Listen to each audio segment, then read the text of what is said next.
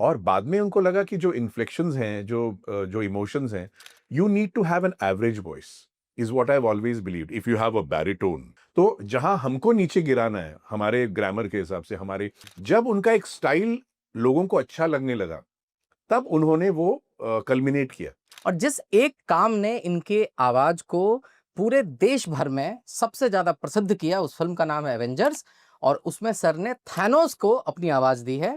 Thanos का जो character है सर, वो फिल्म और उस कैरेक्टर ने आपकी जिंदगी को कैसे बदली है सर, आपकी जिंदगी की दिशा और दशा? बहुत मतलब क्या कहते हैं उसको कि इतने सालों से एड डबिंग्स कर रहा था, मतलब उसी से घर चल रहा था, बिकॉज लोगों को लगने लगा था कि भैया ये एड में इतना बिजी हो गया है कि इसको एक्टिंग में अभी इंटरेस्ट नहीं है। तो वो एक अफवाह फैल गई थी मेरे बारे में, तो उस वजह से बहुत नुकसान एक्टिंग में हुआ, लेकिन उतना ही फायदा एड डबिंग्स में और वैसे होने लगा। तो करते करते कभी सोचा नहीं था कि पॉपुलैरिटी तो मैं सोच भी नहीं रहा था, लेकिन क्योंकि हम लोग चुपचाप अपने बिहाइंड द सीन्स काम कर रहे थे, मिमिक्री हो, नॉर्मल वॉइस ओवर हो, कैरेक्टर डब्स हो, तो अचानक फिर एक दिन जिनके साथ मैंने डबिंग शुरू की थी, लीला घोष। जुरासिक पार्क आपने किया था उनके हाँ, साथ? दैट वाज माय फर्स्ट हाँ, फिल्म। okay, हाँ। उनकी भी मेरे ख्याल से पहली शायद कॉन्ट्रैक्ट उन्होंने लिया जी था जी। वो। तो बेसिकली उनके यहाँ से जब मोना, उनकी जो बेटी हैं, उन्होंने जब मुझे फ़ोन किया कि भैया ये एक बहुत अच्छा इम्पोर्टेंट कैरेक्टर है, मुझे कोई अंदाज़ा नहीं था कि ये यूनिवर्स क्या है और अवेंजर्स क्या है, कुछ मालूम नहीं था। हम्म, मैं वहाँ पहुँचा तो मुझे पता चला कि कोई और सीनियर एक्टर हैं, जिनकी आवाज़ लगभग सिलेक्ट हो गई है, लेकिन वो अवेलेबल नहीं, तो ट्रेलर डब करना है। तो मैंने कहा ठीक है, ट्रेलर डब कर लेता हूँ। तो मैंने थैनोस का ट्रेलर डब किया था। ओके। और बाद में उनको लगा कि जो इन्फ्लेक्शंस हैं, जो इमोशंस हैं, शायद मैं डिलीवर कर पा रहा हूँ, तो फिर मेरे पास आए वो फ़िल्म डब करने के लिए। तो वैसे जब मैंने डब की थैनोस, तो मुझे लगा कि यार ये तो अलग ही विश्व है, और वहाँ से लोगों ने इतनी तारीफ़ें शुरू की, तो मुझे बाद में पता चला कि it's a very big character and very big villain and stuff like that. आगे बढ़ने से पहले थैनोस के अंदाज में कुछ थोड़ा सा अगर कुछ हो जाए। थैनोस का एक, हाँ, वो एक और डायलॉग फ़ेमस हुआ था कि चाहे डरो, चाहे भागो, होनी को कोई नहीं टाल सकता, और मैं होनी भी हूं और अनहोनी भी।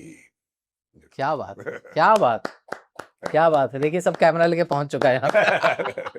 थैंक यू तो सर ये पॉडकास्ट जो अभी देखना शुरू किया है जिन्होंने, जी। तो मैं उनके लिए बहुत ही लेमैन भाषा में ये समझना चाहता हूँ कि जी। आप अभी इस टोन में बात कर रहे हैं, इस तरह से हम्म। बातचीत कर रहे हैं। जी। आपको मान लीजिए अगर थैनोस में स्विच होना है, हम्म। अगर जैसे आप स्टूडियो जा रहे हैं, वो स्विच कैसे होता था? अगर वो एक बार आप समझा सके कैमरे पे sir. See I tell you very frankly, जी। दिस इज माय वॉइस, मतलब मेरी आवाज कुछ ऐसी नहीं है ना, फिर मेरी आवाज ऐसी है, तो मैं जब माइक पे जाता था, तो मैं पहले भी एक पॉडकास्ट में बता जी। चुका हूँ कि मैं सुबह सुबह डब करता था। सुबह in the sense, the first thing that I used to, vocal cords को ज्यादा तकलीफ ना देते हुए, सबसे पहले थैनोस डब करता था। तो उसमें अगर अभी मैं बात करते करते अगर इस जोन में चला जाऊं और मैं माइक के करीब जाऊं और आपसे बात करते करते मैं थैनोस बन सकता हूं, लेकिन यही फिर उसके बाद जब आवाज थकने लगती थी, तो मैं रॉकेट रकून में चला जाता था। रॉकेट रखा। तो वो ये पहले भी बता चुका हूं। तो हाँ हाँ। Basically it is, in the layman terms, you need to have an average voice is what I've always believed. If you have a baritone, क्या हाल है विभू, क्या हाल है भाई, कैसे हो, ये अमरीश पुरी साहब टाइप जो आवाजें होती है, वो इतना बैरिटोन होता है, उनके लिए थोड़ा सा ऊपर जाना। इसलिए देखिए, आप पुरी साहब कभी भी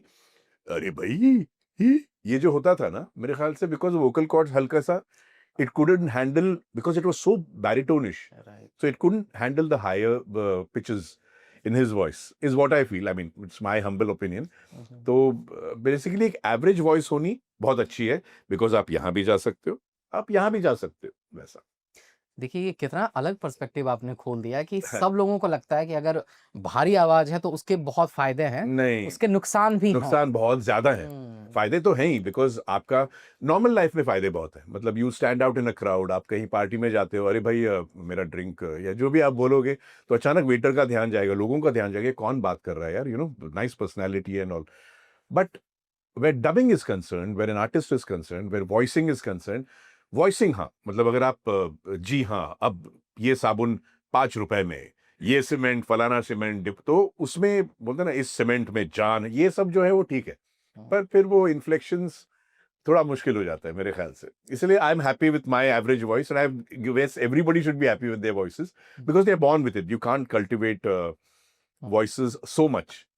मतलब can I please please please sir. जैसे मैंने सुना था, अभी पता नहीं कितना सही है कितना गलत है, कमल हसन साहब के बारे में सुना था। अभी ये I am sorry if I am wrong but I had heard that he had, वो नॉर्मली पहले नॉर्मल वॉइस थी कंपैरेटिवली, पर एक दिन उन्हें कुछ चिल्लाया जोर से, वो बहुत जोर से चिल्लाए और तभी से उनका थोड़ा सा ये जो होता है, हाँ ये कमल क्या बात है। तो क्या ये बात है। Thank you.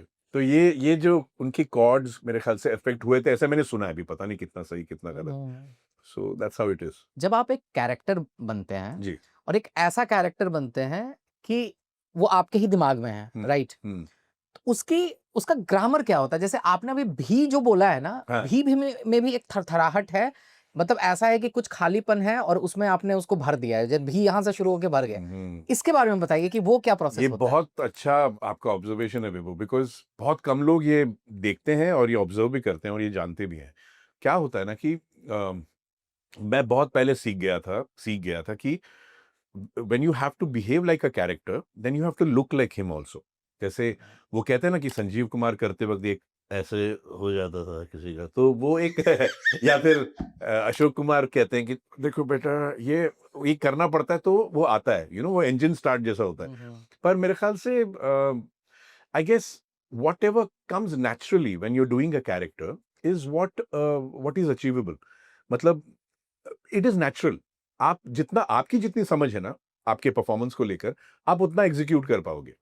अभी नाम नहीं लूंगा फिर से, हाँ। पर एक बड़ी फिल्म बन रही थी जिसकी हिंदी डबिंग चल रही थी, तो इन्होंने क्या किया कि किसी एक बड़े कैरेक्टर एक्टर को बुलाया, आवाज बहुत भारी और ऐसा दमदार, वो वो डिलीवर नहीं कर पाए।